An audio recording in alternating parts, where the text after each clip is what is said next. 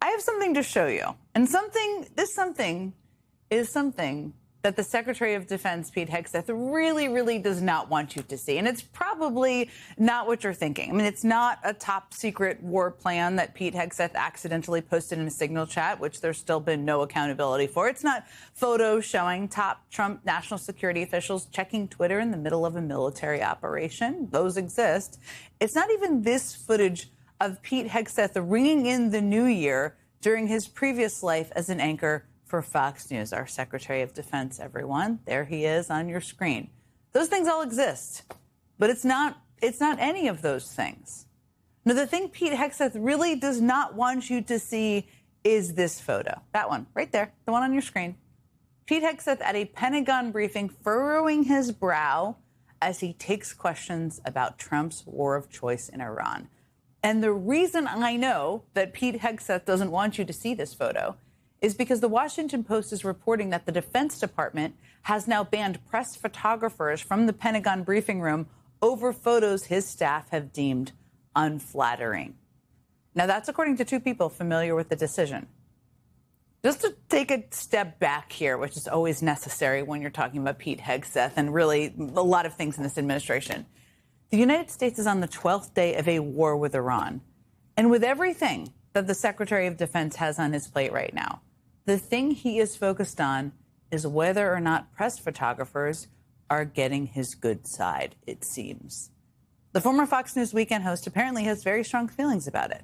Now, this would be very weird, extremely self-involved behavior by a cabinet secretary from a far less important agency than the Department of Defense on a day with far less going on. But to perhaps state the obvious, there are a lot of other things Pete Hegseth should be worrying about right now.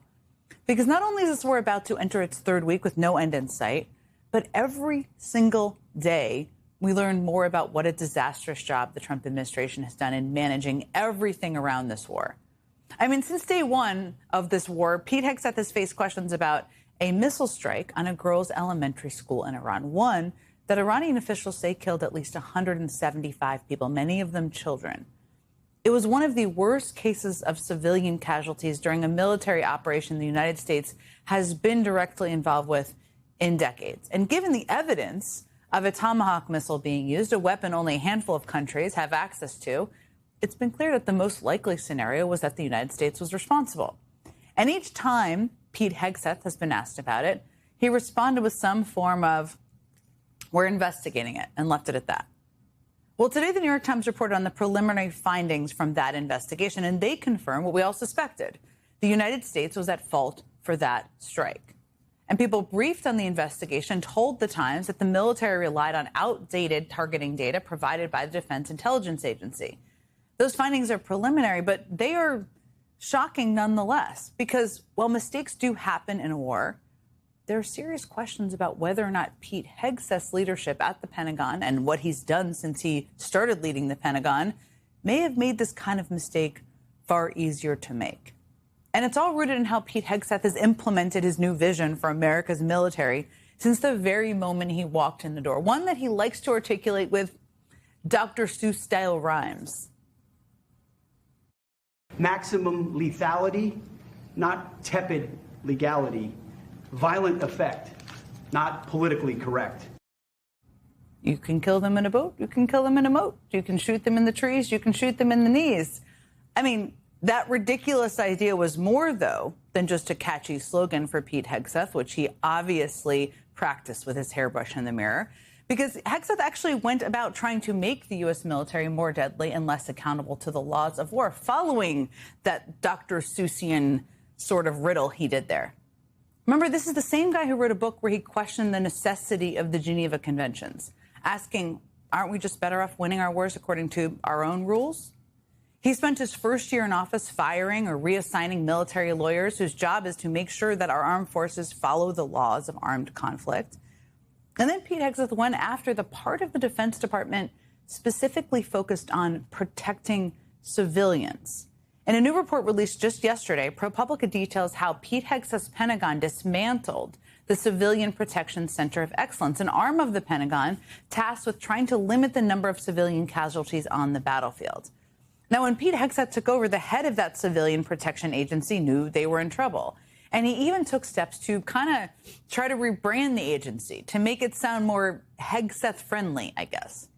I mean, he even considered renaming it the Center for Precision Warfare to put the mission in terms Hegseth wouldn't consider woke, or at least wouldn't lead to him kind of putting it on his list of things to cross off and eliminate. But under Hegseth's leadership, the Pentagon gutted the Civilian Protection Center and pushed out its director, a decision that may have had deadly consequences. Because one of the jobs at that gutted agency was regularly checking and updating a no-strike list, which identified civilian targets inside a country that the U.S. was about to strike, places like schools and hospitals, which are strictly off limits in war. So just to recap here, the Secretary of Maximum Lethality gutted the agency that checks and updates the list of schools and hospitals inside a country before an attack to make sure they are not targets. Then the U.S. goes to war with Iran and likely strikes an Iranian girls' school. And according to the New York Times, the Pentagon has a preliminary assessment that says the U.S. hit that school because our target list was out of date. Needless to say, none of this looks good for Pete Hegseth or his boss, for that matter, or really anyone involved in this, which may be why Trump's explanation of how this strike happened keeps changing. I mean, at first, Trump tried to blame the whole thing on Iran, even though we knew it was an American-made missile that hit the school. Mr. President, did the United States bomb a girls' elementary school in southern Iran on the first day of the war and kill 170? No, in my opinion, based on what I've seen, that was done by Iran. Is that true, Mr. Hegseth? It was Iran who did that? We're certainly investigating.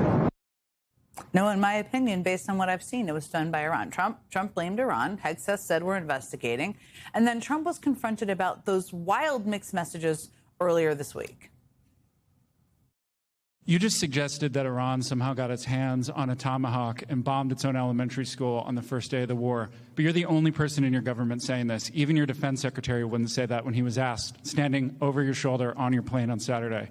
Why are you the only person saying this? Because I just don't know enough about it. I think it's something that I was told is under investigation. But Tomahawks are used by others, as you know. Numerous other nations have Tomahawks. They buy them from us. But I will certainly, whatever the report shows, I'm willing to live with that report. Lot to unpack there. Clearly, he knows what he's talking about. And then any president would have gone and asked more if they literally didn't know. And only a handful of countries actually have access to Tomahawk missiles. That aside, he said he's willing to live with that report. Well, today, after we got the news that the report likely blames the U.S. for the strike, Trump suddenly had a very convenient bout of amnesia. A new report says that the military investigation has found that the United States struck the school in Iran.